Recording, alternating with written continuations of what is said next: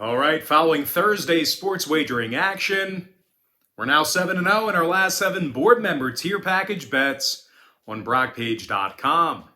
And the link for today's board member tier package bet is in the description section below.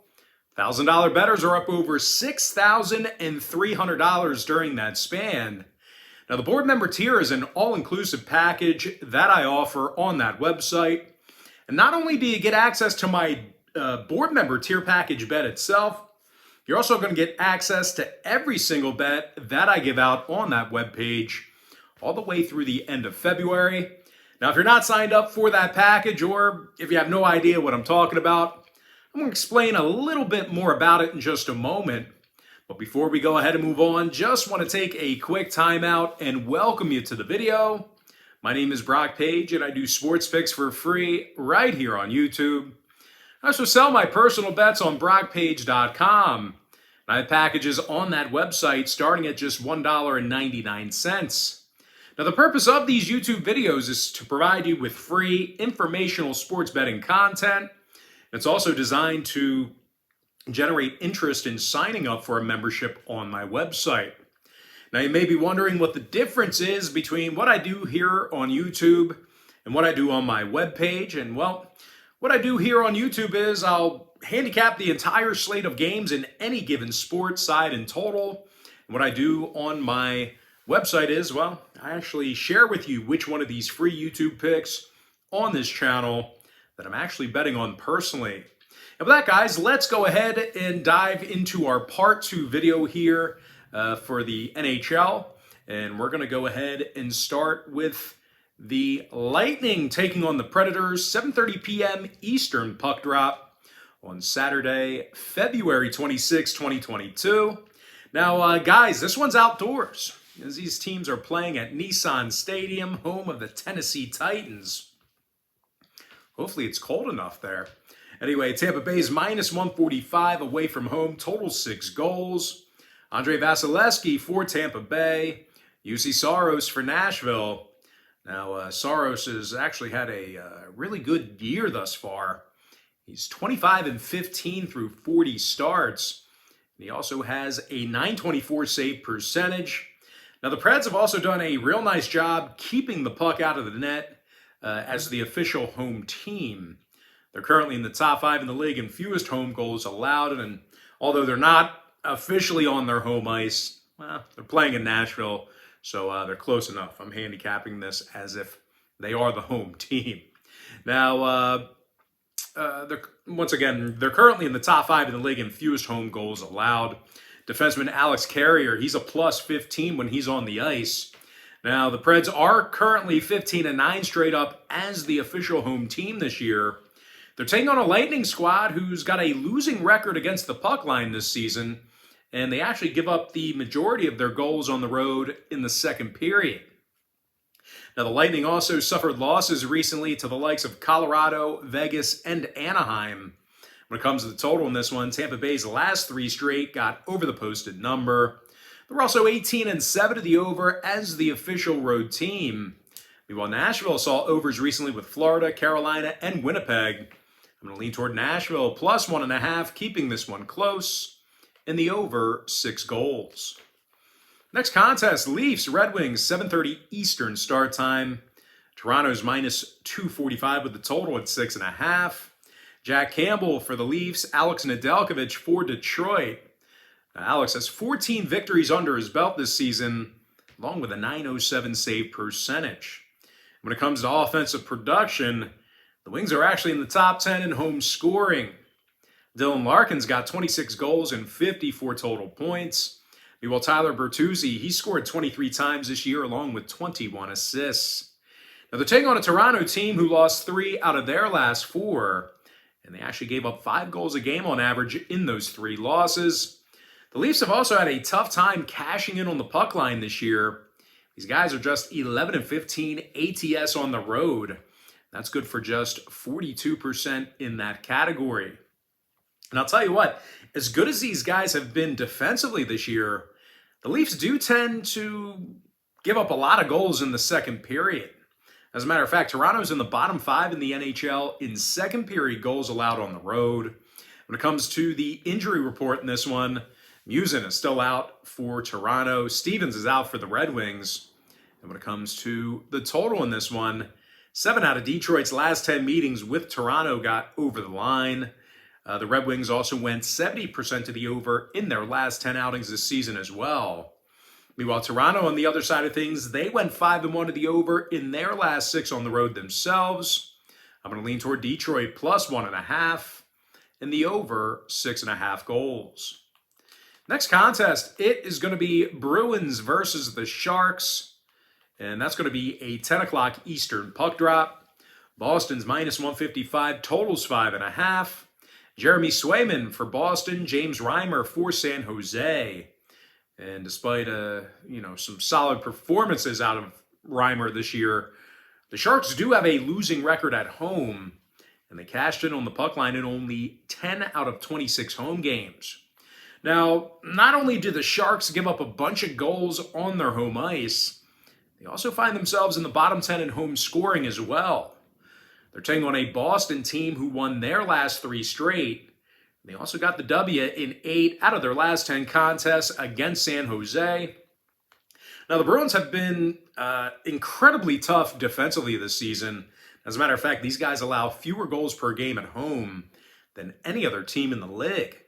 Jeremy Swayman, he comes into Saturday's start with a 208 goals against average and a 925 save percentage. Meanwhile, defenseman Charlie McAvoy, he's a +8 when he's on a shift. And when it comes to offensive shots on goals, the Bruins are averaging nearly 36 shots a game. Now, total-wise, Boston went 70% to the under in their last 10 outings, 5-1 to the under in their last 6 on the road. Meanwhile, San Jose saw unders recently with Vegas, Edmonton, and Tampa Bay. They also averaged just 2.4 goals a game in their last 10 meetings with Boston. So if you're into historical trends, you certainly want to think about that one there. I'm going to go ahead and lean toward the Bruins, minus 155, and the under 5.5. Next contest, it is going to be Avalanche versus the Golden Knights, 10 p.m. Eastern start time. Colorado's minus $1.25, total 6 goals. Pavel Francouz, possible for Colorado. Laurent Brossoit for Vegas, possible as well. Not confirmed. Neither of those guys are confirmed, but they are possible.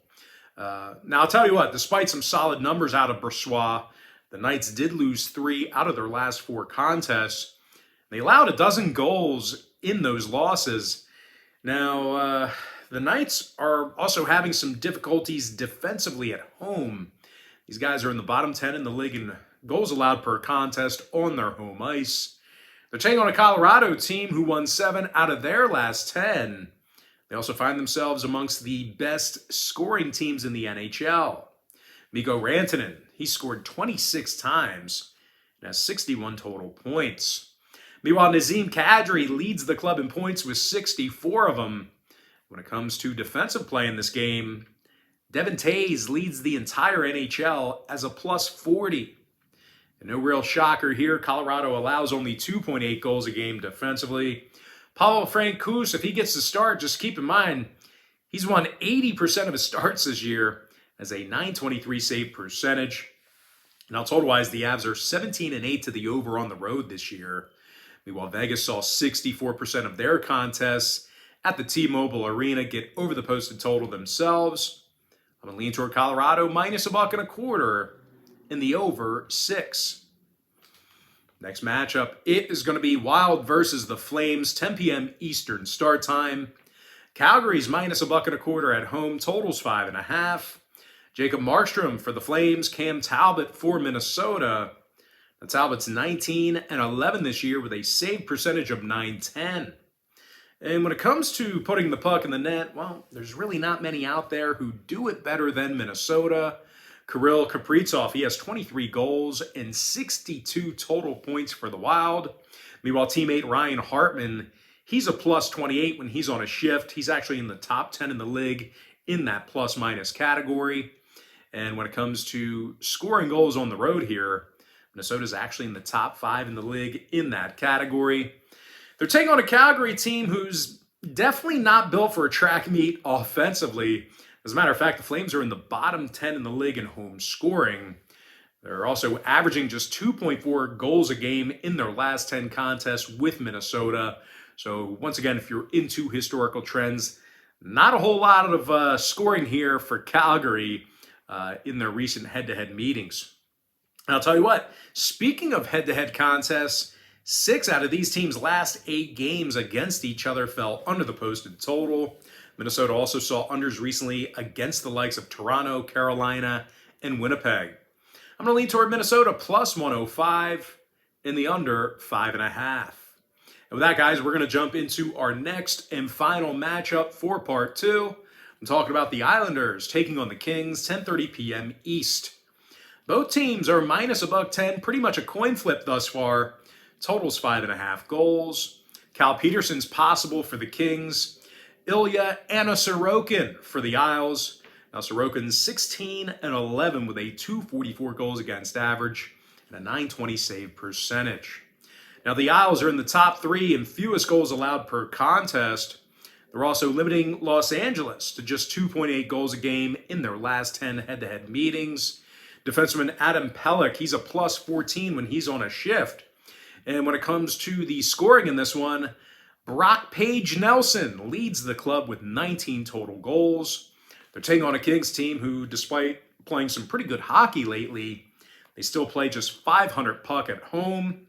Now, offensively, the Kings' biggest problem is that they typically get off to a painfully slow start, oftentimes not even scoring in the first frame. I'll put it to you this way. LA scores fewer first-period goals than any other team in the NHL.